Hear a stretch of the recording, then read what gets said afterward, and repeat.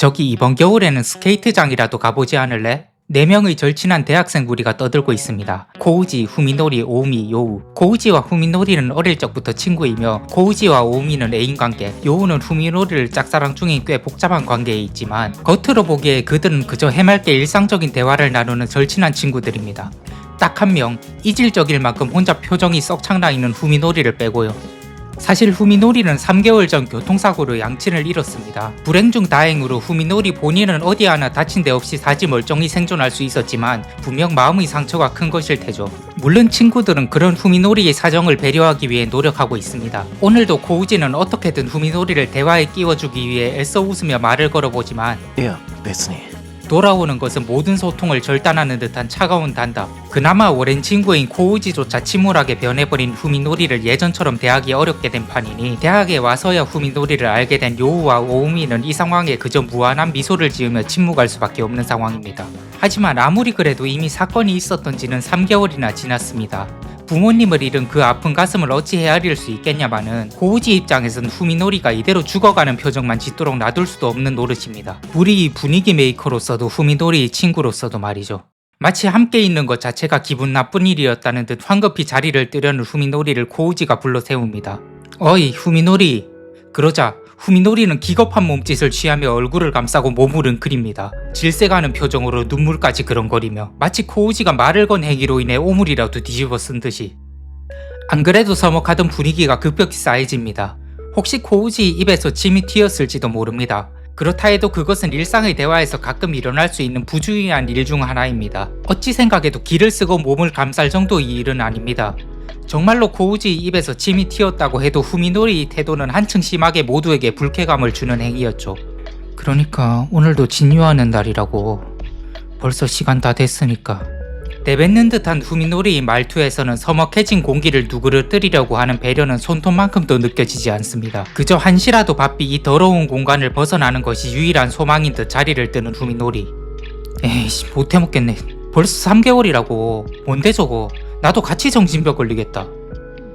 너무 그러지마. 후미노리도 힘들 수밖에 없는 상황이잖아. 결국 폭발해서 묵혀왔던 말을 내뱉어버린 오우미를 코우지가 제지시키며 오늘의 대화 모임도 서먹한 분위기로 해산되고 말았습니다.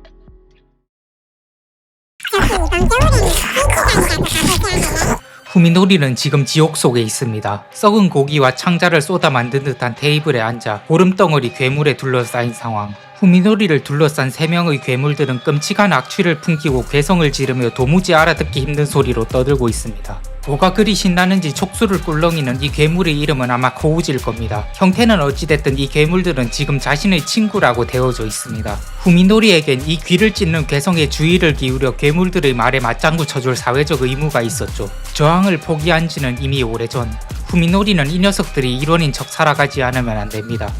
いや別に 후미노리가 최대한 둘러대며 이 더러운 자리를 뜨려는 찰나 코우지라는 이름의 괴물이 핏발선 눈알로 후미노리를 불러 세우더니 대량의 토사물을 신체 구멍에서 쏟아냈습니다. 황급히 손으로 얼굴을 가렸지만 결국 토사물을 얼굴 전체에 뒤집어 쓰고만 후미노리. 차라리 자신이 외계 행성에 납치되어 버린 것이라면 얼마나 좋을까요? 하지만 이곳은 명실상부한 지구이며 일본이며 스스로가 태어난 마을입니다. 3개월 전 교통사고를 당해 뇌손상을 입은 후미노리는 영구적인 린지장애를 떠안게 되었습니다. 그 이후 모든 세상이 내장을 쏟아부은 고깃덩어리로 보이기 시작했으며 인간 또한 그리 보이게 되었죠. 이래봬도 후미노리는 정이 많은 녀석이었습니다.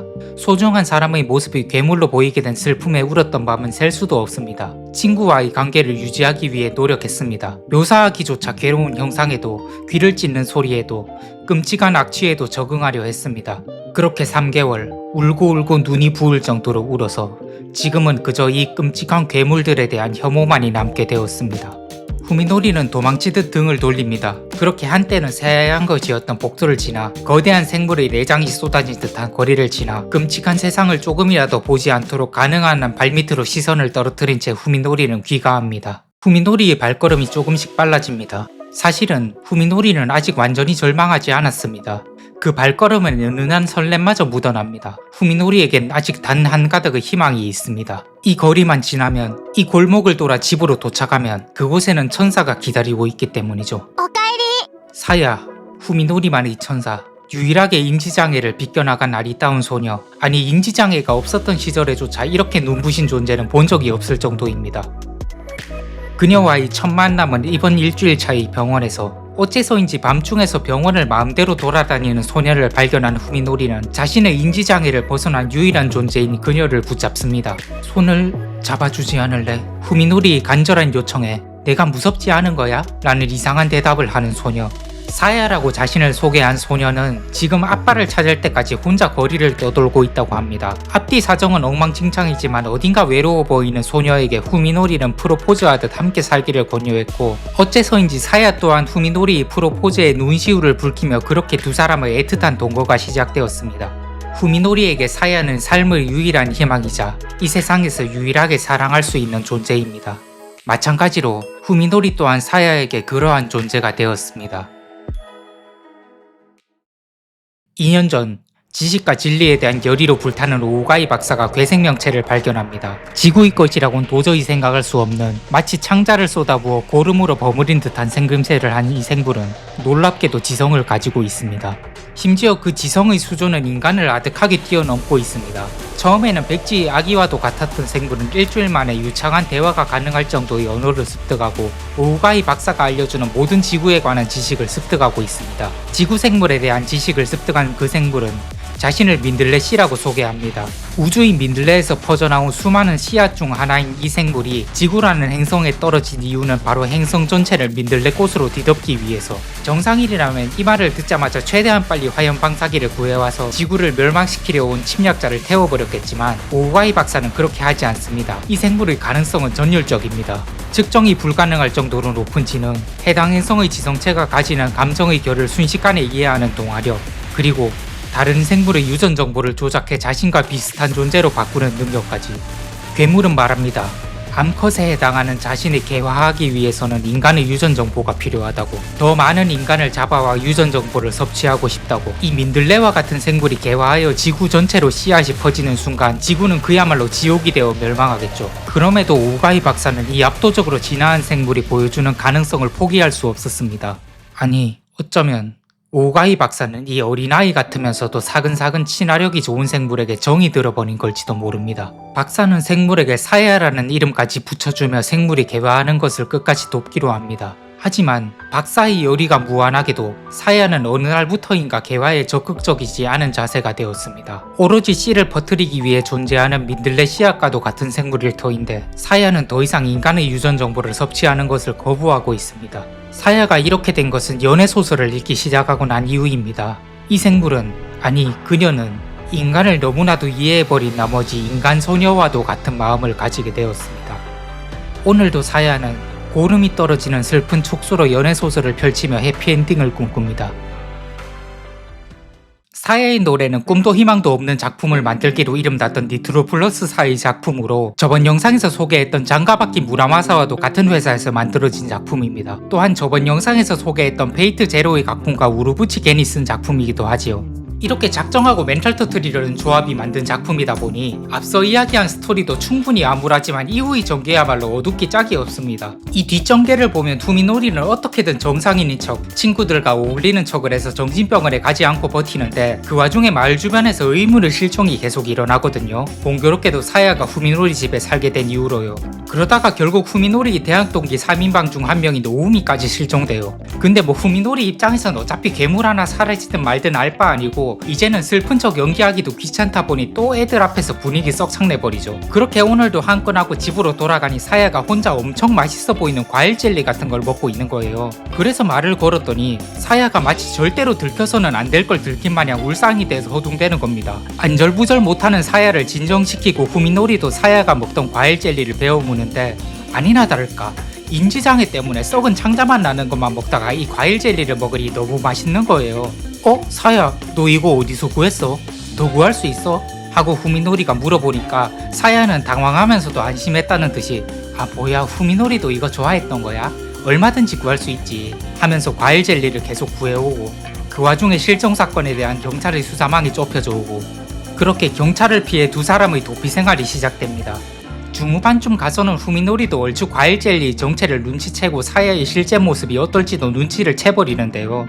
근데 이걸 이야기 초반에 눈치챘으면 아니야 안돼 그럴 리가 없어 하면서 후미노리가 멘붕하는 씬이라도 나올 텐데 이미 후미노리는 과일의 정체가 뭐였든 인지장애가 없을 때 보이는 사야의 모습이 뭐였든 신경을 안 씁니다. 더 이상 그런 인간적인 기준에 얽매이지 않게 돼요. 그냥 먹던 과일 젤리 계속 먹으면서 둘만의 세계에서 계속 사랑을 나누죠. 사실 외적인 줄거리만 보면 세상에 이렇게 흉측한 이야기가 있을 수 있나 싶은 스토리인데도 불구하고 사야의 노래에서 들려주는 사랑 이야기는 눈물나게 절절합니다. 세상에서 유일하게 자신이 사랑할 수 있는 존재를 발견한 그와 세상에서 유일하게 자신을 사랑해주는 존재를 발견한 그녀.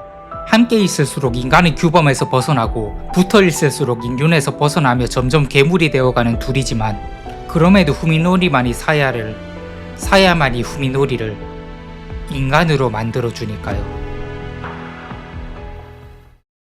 애절한 사랑 이야기인 사야의 노래는 그와 대비되는 암담하고 희망 없는 설정으로 낭만과 절망의 대비를 보여주는데요. 물론 사야의 노래의 메인 테마는 사랑 이야기입니다만 이 의도적 대비에 숨어 있을지 모르는 이 작품의 또 다른 화두를 포커싱 해볼까요? 사실 사야의 노래는 만신 데즈카 오사무의 작품인 불새 부활편의 에피소드를 노골적으로 오마주한 작품입니다. 불새 부활편의 설정은 인간을 흙더미로 로봇을 인간으로 보게 된 주인공이 치히로라는 로봇과 사랑에 빠진다는 내용인데요. 해당 에피소드에서는 영혼을 정의할 수 없다면 인간의 본질은 무엇인가? 인간의 마음을 구성할 수 있는 요건을 갖춘다면 그것은 인간인가? 같은 오늘날에 있어서는 철학 SF의 왕도가 된 주제를 다루고 있습니다. 근데 불새에서 위와 같은 화두를 강조할 수 있었던 것은 해당 에피소드가 유기체와 무기물의 사랑을 다루고 있기 때문이거든요. 반면 사야의 노래는 같은 유기체와 유기체의 사랑 이야기니 영혼이 없으면 둘 다 없을 테고 있으면 둘 다 있을 것이라 베이스가 된 작품이 던진 철학적 화두가 약간 흐려지는 감이 있죠. 왜 사야의 노래는 굳이 인간과 로봇의 사랑을 인간과 괴물의 사랑으로 바꿨을까요? 어쩌면 우로부치 괜히 만신의 이야기를 건드린 이유는 영혼이 없다면 본질은 무엇인가? 라는 질문에 좀 더 현실적인 관점을 제시하고 싶었기 때문일 수도 있습니다. 영혼이라는 낭만적 개념을 벗어나 마음의 구성 요소에서 본질을 찾는 철학 SF 조차도 낭만이 과했다고 생각했던 우로부치 겐은 기어이 마음이라는 낭만조차 한꺼풀 벗기고 질문을 던집니다. 영혼도 마음도 그 존재를 명확히 증명할 수 없는 것이라면 사물의 본질은 외형, 즉 오감으로 인식할 수 있는 외적 요소에만 있는 것이 아닐까? 사물의 본질, 인간의 본질을 논하던 철학의 역사는 본질이라는 개념을 점점 더 낭만이 없는 영역으로 끌어내려온 역사라고 볼 수 있습니다. 고대 철학에서 인간의 본질은 절대 깨질 수 없는 불변의 이데아에 의해 보호받았죠. 중세는 종교의 시대라 영혼이라는 든든하고 이상적인 버팀목이 있었고요. 하지만 근대 철학에서는 영혼 대신 마음을 본질로 정의하고 현대 철학과 인지과학에서는 그 마음조차 그저 정보 처리 과정으로 설명해버립니다. 결국 타자가 어떠한 형태로 존재하는지를 오감이라는 입력 도구로밖에 인식할 수 없는 인간, 오로지 오감에 입력되어 오는 데이터가 세상의 모든 것인 인간, 사물과 타인이란 것은 아무리 가깝다고 여겨도 끝끝내 닿을 수 없는 에덴. 그렇다면 오로지 우리에게 유의미한 것은, 그러니까 그나마 본질이라고 부를 만한 것은 외형뿐이 아닐까? 그런 생각을 베이스로 통속인애와 외모지상주의를 살짝 비틀어 섞은 듯한 오묘한 이야기가 탄생했을 것이라 추측해보는 거죠. 실제로 사물의 가치나 호불호를 판단하는 데 있어 외형이 차지하는 비중과 그에 따른 우리의 태도 변화는 우리가 인식하는 이상으로 크다고 생각해요. 예를 들어 님이 목숨을 내어줄 정도로 사랑하는 여자친구가 있다고 치고 그녀가 어느 날 이런 외형으로 변한다 치면 당신은 그녀를 계속 사랑해줄 수 있나요? 물론 목숨을 내줄 정도라는 전제리만큼 계속 사랑하길 선택하는 게 당연하겠죠. 그럼 얼마나 오랫동안 사랑해줄 수 있나요? 목숨을 내줄 정도의 사랑은 며칠이 지나면 목숨까지는 아니고 그래도 세상에서 제일 사랑해로 바뀔까요? 세상에서 제일 사랑해가 한 번 더 그 아랫단계로 격화되다 점점 사랑이 사라지는 데는 얼마나 걸릴까요? 그렇게 외형만으로 목숨을 건 사랑조차 사라질 수 있다면 그 반대도 존재할 테며 이런 가정들의 극단적 결정체가 바로 사야의 노래의 후미노리인 거죠.